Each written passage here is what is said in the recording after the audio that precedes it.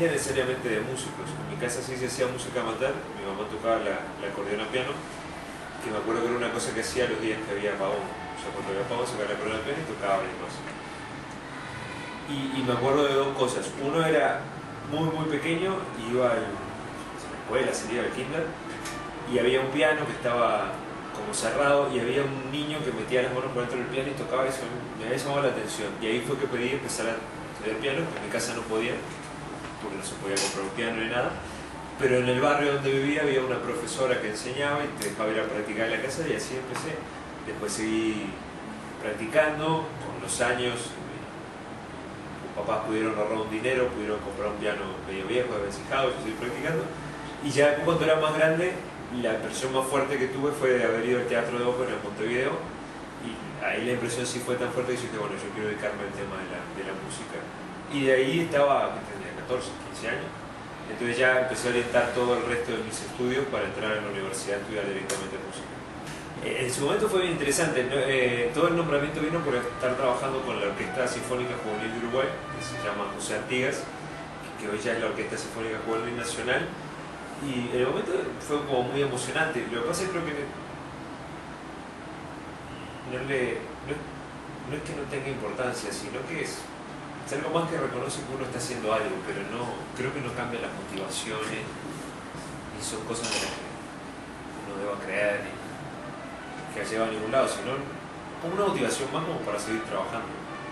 Fue un proceso primero, no fue un nombramiento de un día para el otro, fue un proceso que llevó casi 8 meses. Yo conocí a la gente del Salvador y del ProArte en Guatemala, yo estaba dirigiendo en Guatemala, me vinieron a un concierto que estaba haciendo, me contaron del proyecto que tenían acá, me preguntaron si me gustaría venir a conocerlo, y vine en agosto del 2003, que fue justo la semana, vine a finales de julio porque cayó la vacación de agosto, que todavía la feria era ahí en el estadio de Bucaramanga.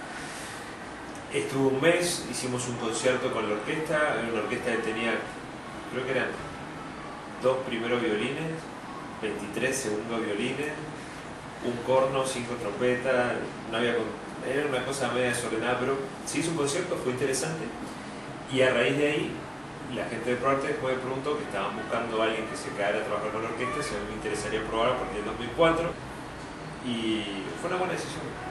Mirá, lo primero creo que fue la impresión del país y de la gente.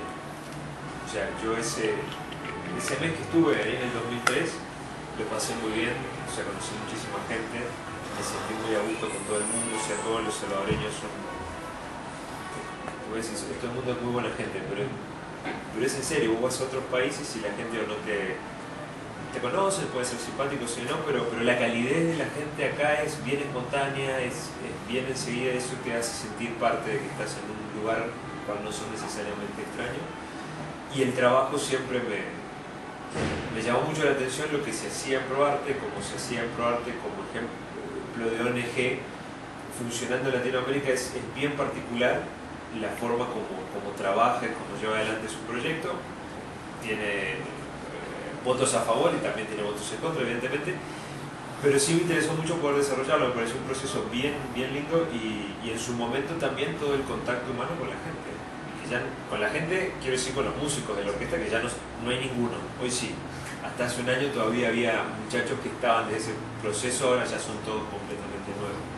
Durante todo este tiempo, ya son 9 años, junto con ProArte, junto con la Junta Directiva, que es un equipo de personas que están muy comprometidos, un equipo ejecutivo también muy bueno, ha habido distintas etapas que perseguían distintos objetivos. El objetivo 1 en su momento fue reconsolidar la orquesta. La orquesta tenía en ese momento, creo que eran 8 años. Había tenido 2 directores, el primer director fue el maestro Elmer Amaya, estuvo solo un año, después estuvo Julián Blanco durante creo que 7 años o 6 años.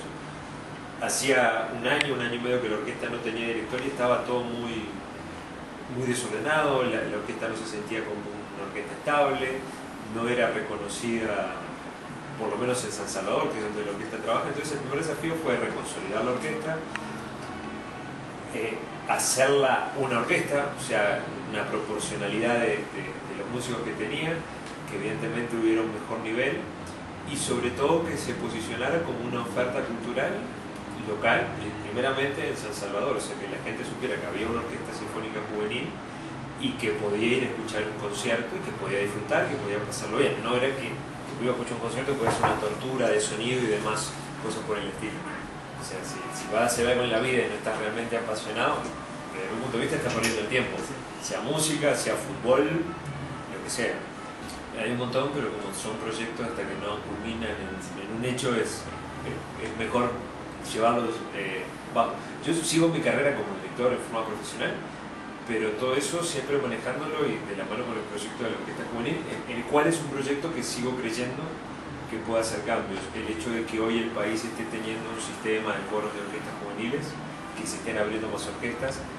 Ahora tenemos una nueva orquesta juvenil que tampoco pertenece a ese sistema. O sea, el hecho de que esté habiendo todo eso es el resultado de un esfuerzo muy grande que la Asociación ProArte a través de la Orquesta Sinfónica Juvenil ha mantenido durante ya 18 años. Con eso creo que se abonó como el terreno para que hoy se pudieran cultivar otras cosas, lo que implica un nuevo replanteo de qué es la Orquesta Juvenil, para dónde quiere ir, para dónde se quiere llevar, y estamos en todo ese proceso dentro de ProArte. Y ese hecho de que las cosas no son permanentes, sino que son dinámicas y van cambiando como va cambiando el tiempo, es lo que creo que es una de las fortalezas más grandes que tiene la Sinfónica Juvenil y la Asociación ProArte, o sea, la capacidad de observar, mirar, ver hacia dónde podemos ir, cómo podemos aportar, no en el sentido de inventar por inventar, sino en el sentido de mantenerse actual y sobre todo de mantenerse en contacto con la gente. Para mí, voy a decir una palabra más sofisticada, un estilo de vida, pero en realidad, o sea, mi vida es eso. O sea, estar rodeado de todas estas cosas, no porque estén ahora acá, sino porque estaba trabajando, pero este es mi trabajo, pero o sea, cuando llego a mi casa también estoy rodeado de un montón de cosas musicales, ¿no? Es una parte que me llena muchísimo. No se me ocurre que pueda haber ningún músico que sea músico por profesión. O sea, no creo que el trabajo de la música sea como, sin desmerecer a nadie, como ir a una oficina y que uno quiere que llegue la hora y irse a la casa y es un sueldo. Bueno, creo que en esto de la música y en general del arte eso no pasa. Uno está metido y podrá tener sus buenos momentos con lo que hace y sus malos momentos, pero abarca absolutamente todo.